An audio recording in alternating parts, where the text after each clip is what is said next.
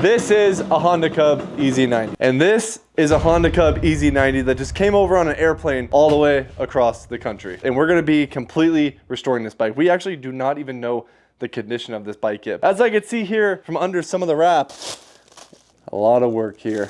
All right, well, this bike just showed up in a box truck earlier, dropped off here in the garage. It looks like this one right now doesn't have any panels on it, and it looks honestly like it's missing a lot of pieces. As you see here though, we have a big box, so we're gonna crack this thing open, undo all this wrap, and see what we're working with here. But from the looks of it, this might be the biggest Honda Cub EZ90 project we've done yet. Funny enough, we actually just completed another Honda Cub Restore right here, and we didn't film any of that on long form YouTube. This was all done just for TikTok and shorts, but we completely took this thing down to bare bones and repowder coated all the bits, rebuilt the forks, everything for these that you could possibly do. And this is actually the 4th Honda Cub that we restored this year alone.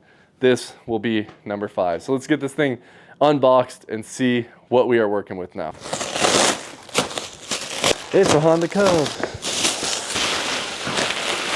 Now, supposedly everything for the bike is in this box. This one is looking pretty rough. Look at this wheel. This thing's been painted so many times. Oh no. The frame isn't too rusted, but we have a lot of work cut out for us on this one, boys. Down here, we're missing a chain guide. Some of this looks really good condition and some of this looks really bad. This is my first Honda Cub that I've gotten that had the gray frame. Now this is one of the newer ones. It's stamped over here on the VIN as a 1994. So everyone I've worked on had the half painted white frame. It's kind of how they came in the early years. But 94 had the gray frame. Oh, and this fan shroud is broken in. I wonder if that was like that or that happened in shipping. There's a plastic piece like in there. It kind of looks like that happened in shipping almost. All right. Let's get it off the pallet.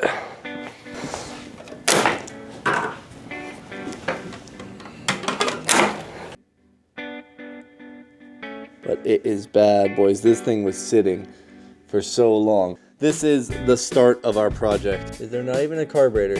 You have to check the parts box, see what we got. But this is just the start, boys. Well, if we are starting a Honda Cub EZ90 project, there is only one way to start that, and that is a big care package from Cub Compound here. They have everything that we possibly need to restore this bike. We have a carb kit, some brake pads, some chain guides, a bunch of little things that you can see here. So we're gonna go ahead and start disassembling this entire Honda Cub, and right away we realized that Miami rust is getting to this bike in a lot of places. So we used some PB Blaster and took some time breaking a lot of these nuts and bolts loose, but we did it and we started stripping down this bike. It is pretty filthy, so I'm assuming this bike has sat for many years before we got our hands on it. So it is important that we go through here and double check that everything is going to be good to go. I'm glad that it looks like they stuffed a tissue down the intake because the carb was missing on this bike, and now we have stripped this bike down. So we are collecting pieces, we are getting new pieces, and we are just doing a once over this whole bike to make sure that we have all the necessary tools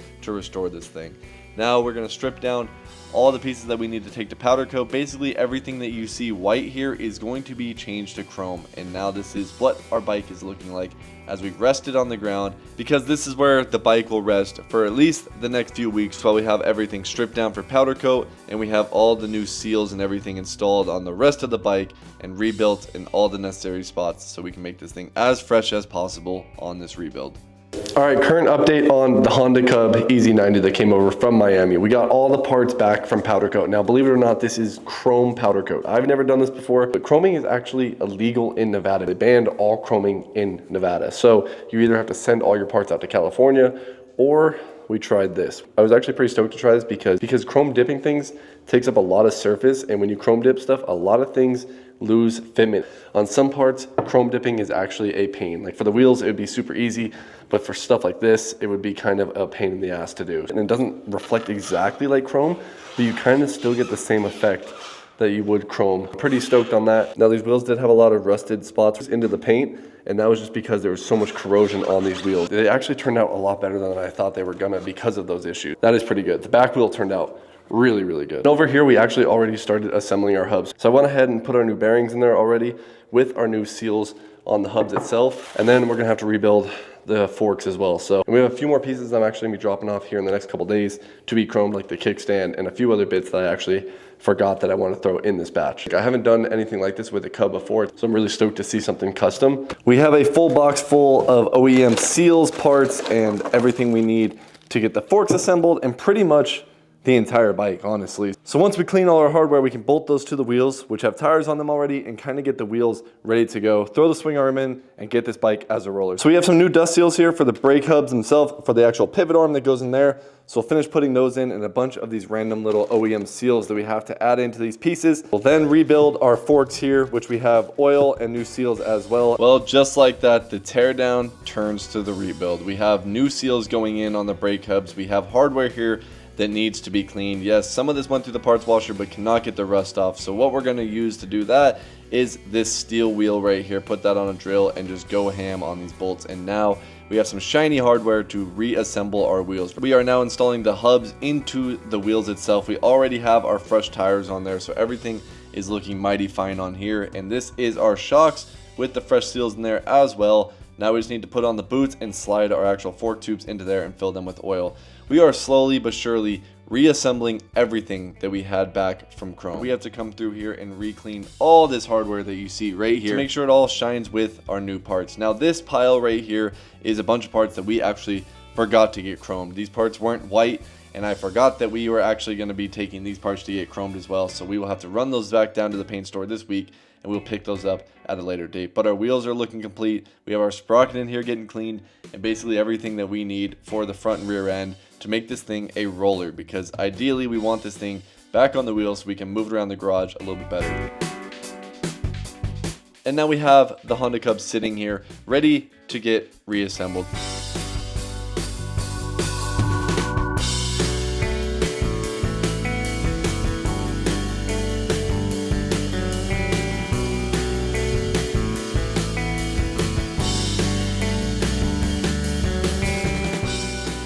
And now we have our chain sensors to put on, and we have the little dust covers that go on the back, the blocking plates. Fresh, brand new OEM. They're gonna shine so nice. All right, this is where we currently stand right now with the Honda Cub EZ90. Ryuk's loving it. We got the chrome parts all over this bike. And over here is the remaining chrome pieces that we needed. So we have our foot brake, we have the kickstand, and we have this brake bar, I guess you can call it. A bracket for the brake that runs through the frame, the pivot arm. We didn't do the foot pegs because those get pretty much completely covered anyways. We'll clean those up with some fresh Seal It paint. I want to hear this thing fire up soon. So that was the point of cleaning all this off, because we're gonna be pulling the intake off now. I didn't want any dirt or anything to fall in there. There was a bunch of grease and dirt up here. So we did the first clean on that. Pull this intake off, put our new reeds in there, reseal all that. We already drained the oil container just to make sure we put some fresh oil in there. This thing is empty. We'll make sure we put some good oil in there because I don't know what was in there before. And then of course we gotta do our carb, and we have a whole rebuild kit for that. And we haven't looked at a lot of the parts for this bike because you know it came in pieces. So we still are kind of at square one, but just now with chrome parts. It is time to crush out some more on the CVT here. So we're going through and stripping off this old gasket that is just completely married itself to this engine case as we chip it away with a razor blade. And this is all the new pieces that we will be installing in the CVT area and on the intake itself. We have some new seals for the intake. We also have some MOPBOYZ power reeds, which we have been using on pretty much all the Honda Cubs that we have rebuilt on this channel.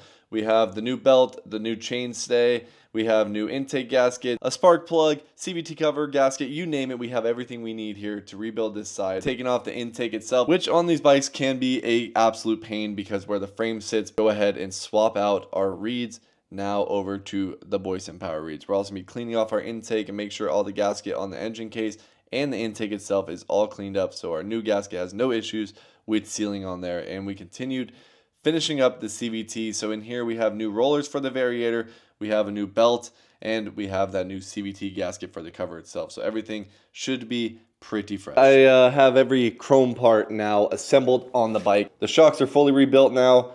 All new seals and everything, for new brake pads. We have a new chain on here as well, but the rear foot brake is all set up on there with the chrome parts as well. Kickstand, all that is assembled. As you can tell, we don't have our actual foot pegs on yet, and that is because we just finished painting those with some Seal It black. Now those are hidden under the rubber of the foot pegs themselves, so you don't really see those. And then we'll finish assembling the rest of our foot pegs and clean those up a little bit more. We also just did a first pass on the carburetor in the parts cleaner, and it's looking a ton better. This thing was beat to crap. We have a new seal kit and new jet kit and everything for that. but I'm gonna put it in there one more time and see if we can clean this up a little bit better. And slowly but surely we are working to actually getting the first startup on this bike. This bike has never ran since we got it, so we really need to make sure this thing runs in this video and make sure everything is dialed, mostly because a lot of times the CDIs go out on these, the little sensors for the brake and the kickstand, so things like that. We need to configure those wiring issues out if there is any. We already did all the seals for the intake. We got the intake back on there. We did the CVT, the rollers, the bell, and the new gasket for that. We put a new plug in it as well, and we just cleaned up our air shrouds. So I'm gonna throw those air shrouds on now. We wanna make sure it runs in this video because this Cub is getting a lot of custom stuff. This isn't our typical just regular Restore, as you can tell by just all the chrome parts. But we also have a headlight, tail light, and a bunch of other cool parts to put on this thing. So we need to figure out all the wiring for that and a bunch of other things. But let's make sure this thing runs, boys.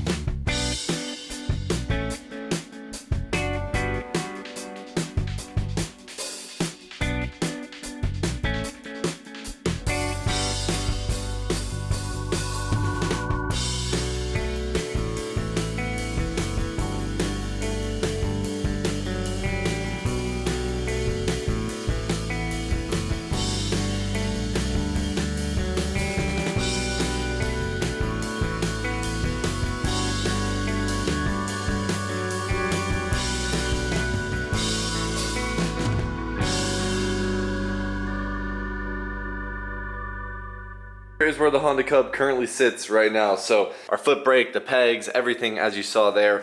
We also threw all our shrouds on, and we have our carburetor and everything on this side hooked up. I think this petcock was leaking a little bit. I see some residue leaking down back here. So we're gonna pull this petcock off and make sure everything is good. We got the carb on there. We'll finish up that fuel tank, throw the fuel tank on, fill it with gas, put some 2-stroke oil in it right now before I forget. The fuel filter actually looks really good inside of the tank, so that is a good sign. Petcock looked good. It looked like what came out of here was a ton of oil. So they were running oil in here like premix. I'm not sure why. Typically people would only do that if the oil pump failed on these or they delete the oil pump. Not too sure, but we will have to find out once we get this thing started. We put all Klotz oil in there, so I will know right away when we start this thing up if we're getting oil through the oil pump or not. Because I could smell that Klotz oil from a mile away. Right, fuel tank is on there with the reseal of our petcock, and everything looks good to go on there. We just got a new battery in the mail. Go ahead and get our fresh battery right here thrown in the bike so we can see if this thing's gonna fire up.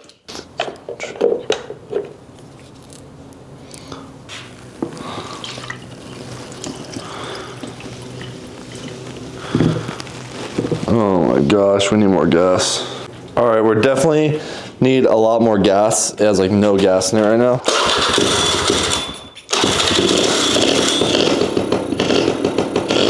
Oh my God. We need gas. Let's go get some gas. All right, we went and picked up some more gasoline now. So now hopefully we can keep this thing going.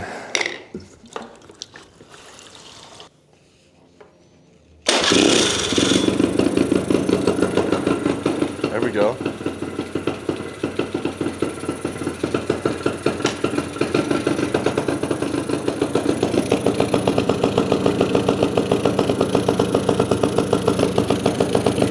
It sounds really loud right now. We don't have that extra spark arrestor on still.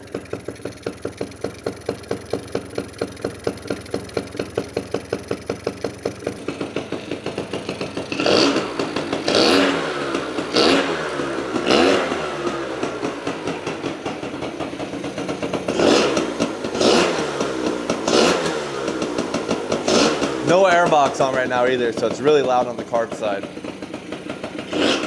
We'll throw the airbox on now that we know it runs though. Runs good. Well boys, we got ourselves another ripper. She's running mighty fine. We just let it kind of get warm and clear out all the other stuff that has been sitting in this motor for probably at least a few years from what it looks like, from what I can tell. Miami Cub now runs super solid. The reason we don't have the airbox on is because we're still waiting for the new rear shock to come in. And once we put that airbox on that goes all over here, we're screwed. And we're gonna take it back out to take that rear shock off. So this is where we're gonna leave the Cub for right now in this video, because in the next video, we're gonna wrap this project up and change the entire look of this Honda Cub. And this is something we will be working on next time, along with wiring and getting everything painted and possibly fiberglass work to make sure our headlight and everything kind of looks good in here. I've never built a Honda Cub EZ90 with the headlight, so this is new to me, but I have seen them before. But that is gonna do it for part 1 on our Honda Cub EZ90 build. Next time we will have this thing finished up and actually go take it for a ride. So I'm very excited to see what this thing will look like with all the panels and everything we have for this bike.